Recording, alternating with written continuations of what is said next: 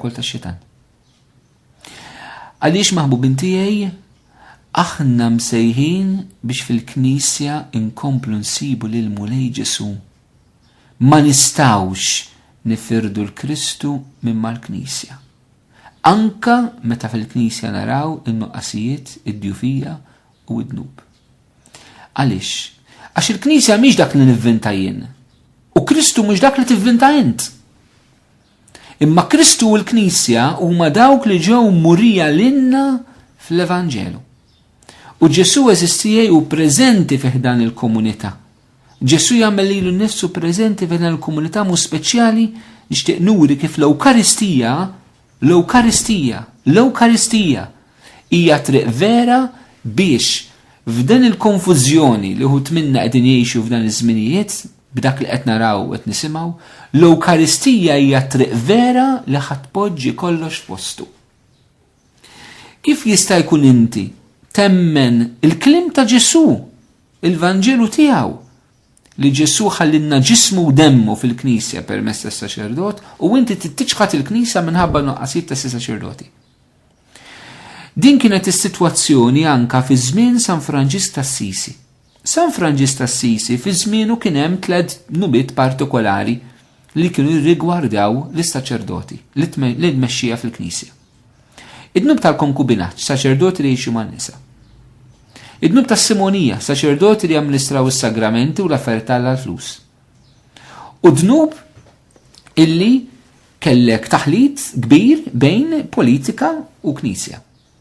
L-appointments ta' minister saċerdoti u isqof kien hemm intħil politiku kbir, kien hemm dan it-taħwit kbir.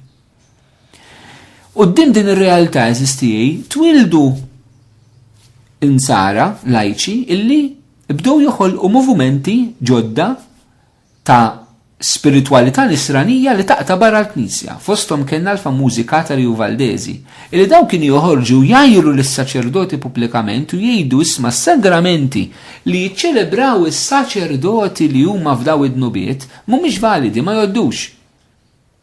U daw bdew jiġbdu anke nies warahom u jaqtawhom mill-Knisja. Min-naħa ta' tmexxija tal-Knisja l-Papa dak iż-żmien beda jieħu anke passi dixxiplinari kif il-Papa llum qed jagħmel anke fuq abbużi li din isiru.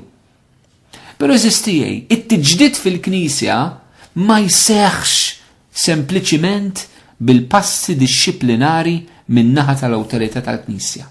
ċertament dan irid isir għax il-Knisja ma tistax tħalli affarijiet għaddejjin, però dan ma jġeddidx il-Knisja. Dan ma jġeddidx il-Knisja. U aħna lejxiex qegħdin infittxu li qegħdin nimmiraw eżistijaj, lejxiex titfakkarna l-miġja tal-Papa Benedittu 16 fostna. Il-Knisja misti tiġġedded bil-passi dixxiplinari li l-awtorità tal-Knisja tieħu.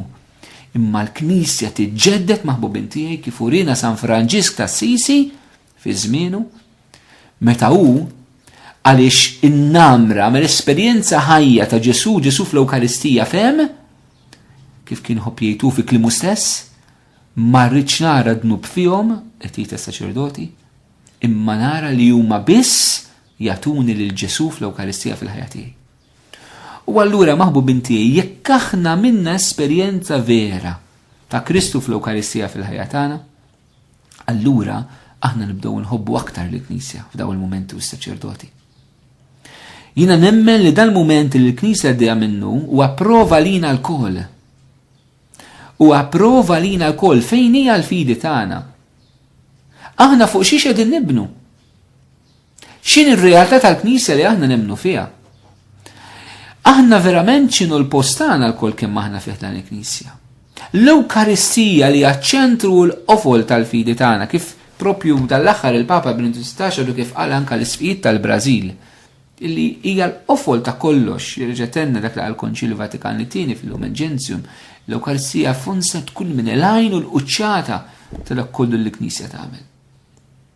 Jekk aħna din verament nemnuha, jekk aħna din verament nesperjenzawha, allura maħbubin tiegħi din tista' tkun it-triq ġdida, it-triq vera, it-triq tat-tiġdid fih dan il-Knisja. Illi tibni l-Knisja mill-ġdid. Maħniex ngħixu mument ta' tkissir u tifrik fil-Knisja, ma din ngħixu mument ta' tġdid fil-Knisja jekk għandna l-għajnin tal-fidi li d-dinja m'għandix, li l-gazzetti m'għandhomx, li t-television m'għandhomx, li l-ġurnalisti m'għandhomx. Imma lina eżistijaj, aħna li għandna l-fidi ngħixu mument ta' tġdid u għawmin spiritwali ġdid fil-Knisja. Mulej fl-iktar momenti jibsa li l-Knisja għaddit minnhom, Alla l-imbirek dejjem għajjem qaddisin ġodda, Alla l-imbirek dejjem għajjem tiġdid qawwi fil-Knisja. Din hija t-tama tagħna li nistedinkom sabiex din nemnuha. Ma nkunux nisomi aħna fil-Knisja, imma nkunu nies li aħna bħal Madonna Ġesu mejjet u nemnu li se jqum. Anka jekk qed naraw il-mewt fil-Knisja, nemnu li hemm reżurrezzjoni qed tistennina. U allura jiena nixtieq ngħidilkom illi jisma' hemm żmien sabiħ li qed jistenna l-Knisja. Hemm żmien sabiħ li qed jistenna l-Knisja. Hemm żmien sabiħ li qed jistenna l-Knisja, hemm awmin spiritwali ġdid wara l-bib tal kollu li qegħdin ngħixu bħalissa. Kieku biss aħna għandna l-gazz li nemmnu kif hemmlet il-Madonna. Li ma nkunux bħal apostli jew d-disċipli temma u tnaħsbu li spiċċa kollox li kollox ġonnu qed jintemm.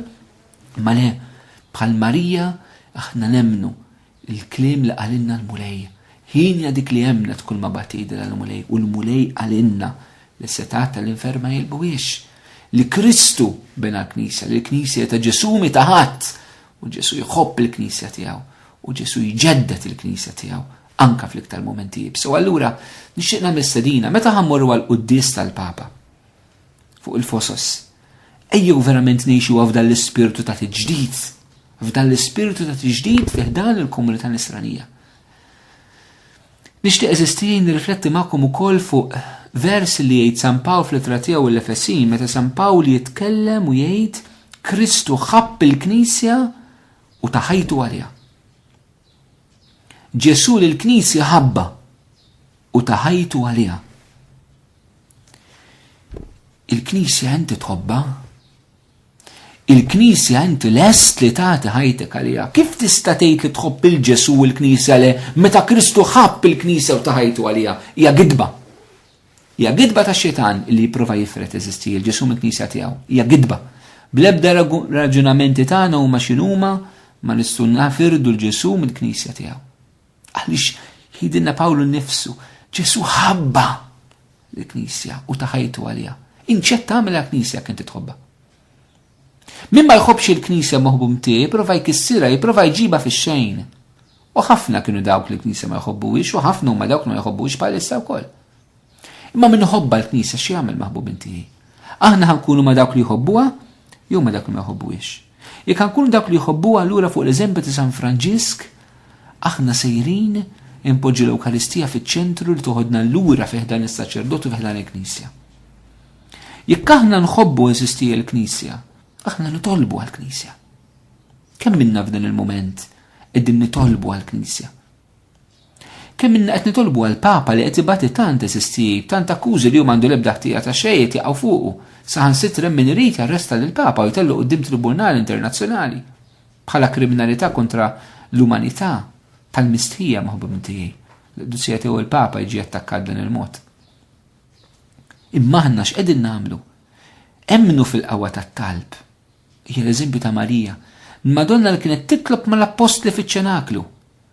M'għandniex imżonn nkunu bħal Marija l-lum il-ġurnata li nitolbu mal-apostli, mas-saċerdoti, mal-isfijiet, mal-Qudusija tiegħu il-Papa. Jew ninġabru fl-imkien fit-talb maħbubin tiegħi. Nitolbu. Il-qawwa tagħna mhix fl-argumenti, il-qawwa tagħna qiegħda fit-talb. Qiegħda fit-talb. Fit-talb u fil-verità. Għax il-verità teħliskom għalinna l-Mulej Ġesu. Dak li żball żball, fejn bżonn il-Knisja titnaddaf. Fejn bżonn il-Knisja tiġi purifikata. Imma dil purifikazzjoni ma sseħħx biss passi disciplinari u legali li ċertament hemm bżonnhom. Imma sseħħ eżisti jekk aħna bħala Knisja neħtlu mill-ġdid fiċ-ċenaklu u nitolbu l-grazzja ta' Pentekosti ġdid fil-ħajja tagħna fuq il-Knisja kollha tagħna. Għalhekk itolbu rużarju. Offru rużarju għas-saċerdoti, offru rużarju għall-Knisja f'dan iż-żmien li qegħdin ngħixu. Nistedinkom anke biex sumu ħobsu ilma, sibu momenti li verament eżisti, noffru s-sawm tagħna xi prattika li ħafna drabi tlaqnija fil-Knisja, żball kbir illi għamilna. Irdu morru lura s-sawm anke aħna s-saċerdoti reliġjużi għandna bżonn indaħlu s-sawm fil-ħajja saċerdotali u fil-ħajja konsagrata tagħna. Għax is-sawm għandu din il-qawwa kbira żistijaj li verament jiftħilna qalbna għal grazzja talla u jippurifika qalbna mid-dnub tagħna. Għandna bżonn maħbubin tiegħi hekk niskopru verament imħabba anka lejn il-Papa. Il-Papa bħala l-missier spirituali tagħna l-koll. Il-Papa bħala s-suċċessur ta' Pietru, il-Papa bħala l-vigaru ta' Kristu fuq l-art. Mhux xi ħaġa eroika, mhux xi ħaġa politika, imma din ir-rabta spirituali li l-mulħej poġġaw nnifsu f'Pietru fis-suċċessur tiegħu. Anke jekk insibu insara li mhumiex kattoliċi li l-Papa jiġħduh. Jekk insiru nsara mhux kattoliċi nisimgħu jitkellmu anke f'pajjiżna fuq il-mezzi ta' komunikazzjoni fuq it-television u jitkellmu kontra jgħidu dawn huma invenzzjonijiet tal-Knisja. Il-Knisja qed tqarra, il-Knisja mhix tgħallem il-verità, huma mhumiex jgħidu l-verità maħbubin tiegħi. Għal sfortunatament ma jridux jifhmu l-verità. Jekk aħna nħarsu lejn il-kelma talla u tradizzjoni tal-Knisja mill-bidu net